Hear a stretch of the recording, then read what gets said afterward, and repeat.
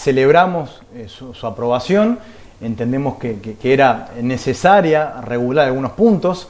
La norma en realidad se titula Promoción y Regulación del Teletrabajo y básicamente lo que pretende es tratar de regular los aspectos centrales de una tendencia que cada vez es mayor y una modalidad de trabajo que, producto sobre todo de la pandemia por COVID-19, se ha globalizado.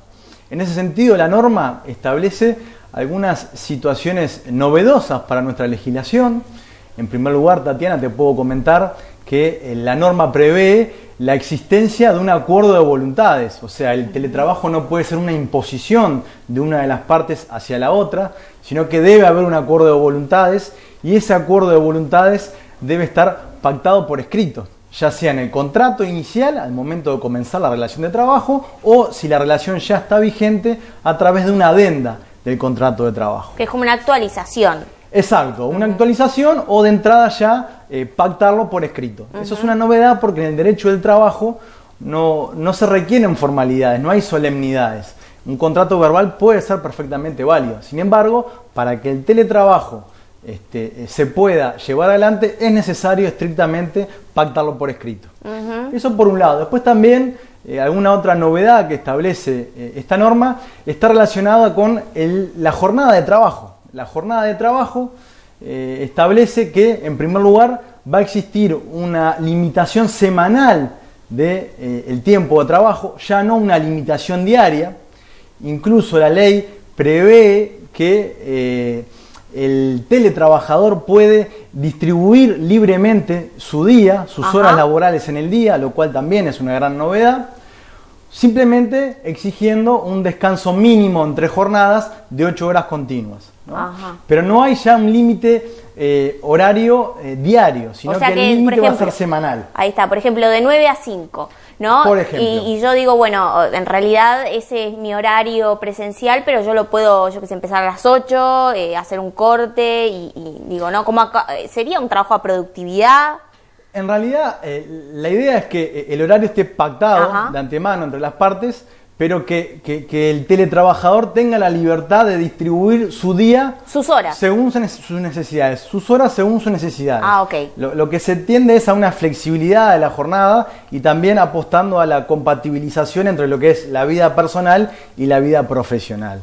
Entonces, estos teletrabajadores van a tener únicamente limitada la jornada semanalmente, ya sea desde el punto de vista legal, 44 o 48 horas según el sector de actividad, o si se pactó otro régimen menor contractualmente. Pero no va a haber estrictamente una limitación diaria sin perjuicio de ese derecho a descansar entre jornadas de 8 horas continuas. Bien. Otro de los temas que plantea en forma novedosa es el derecho a la desconexión digital. ¡Wow! ¡Qué tema! Sí, ese. Tal cual. Que si bien ya Uruguay tenía normas que limitaban la jornada de trabajo, que regulaban las horas extras, por primera vez un texto expresamente establece el derecho de todo teletrabajador a no ser contactado por el empleador ni a estar obligado a responder mediante dispositivos digitales, por ejemplo, un correo electrónico, un mensaje de WhatsApp, mientras esté en su tiempo de descanso. Eso es lo que plantea el derecho de desconexión, que básicamente intenta garantizar ese descanso mínimo entre jornadas que comentábamos anteriormente. Recuerdo que entonces el senador Pedro Bordaberry había presentado un proyecto, ¿no?, con el tema de desconexión, porque en ese momento el teletrabajo aplicaba solo a algunos sectores, pero el tema del WhatsApp podía ser o los mails. Exacto, es que en realidad el teletrabajo en sí mismo no es una novedad. Claro.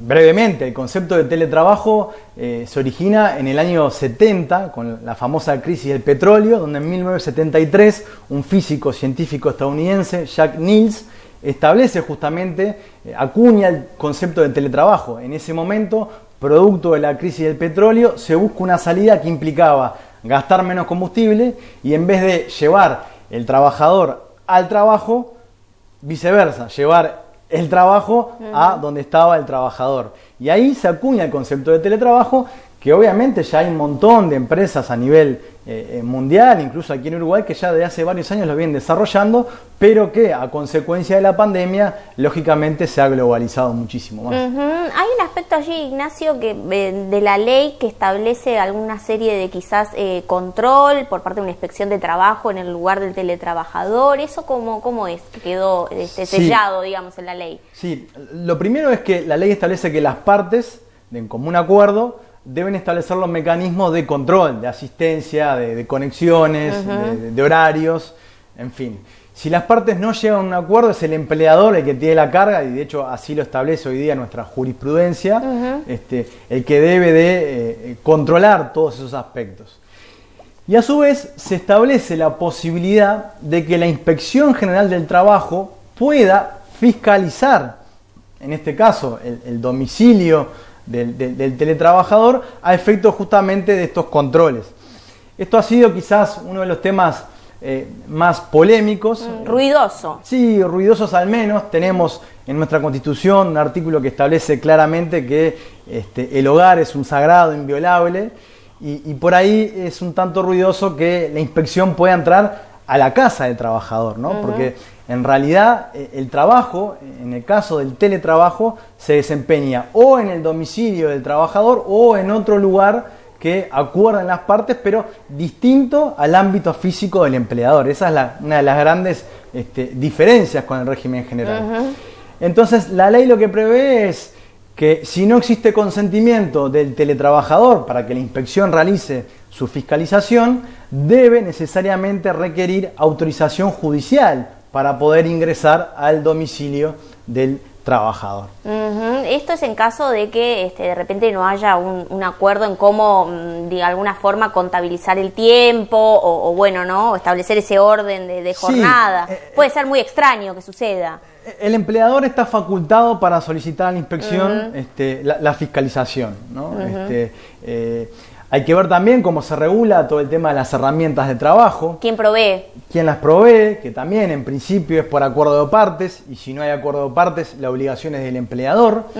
Y hay que también entender un montón de otras cuestiones que hacen a esta modalidad del teletrabajo. Ejemplo, los riesgos ergonómicos, las posturas, las distancias, tener una silla adecuada, un accidente laboral, ¿no? Bueno, la ley zanja esa situación estableciendo que los teletrabajadores van a tener la cobertura establecida por la ley 16.074, que es justamente la de accidentes de trabajo y enfermedades profesionales del Banco de Seguro del Estado. O sea, quedan cubiertos por el Banco de Seguro del Estado. Pero hay un montón de cuestiones relativas a la seguridad, a la salud y a las condiciones ergonómicas que incluso la ley prevé específicamente que se va a reglamentar por parte del Ministerio de Trabajo esas cuestiones.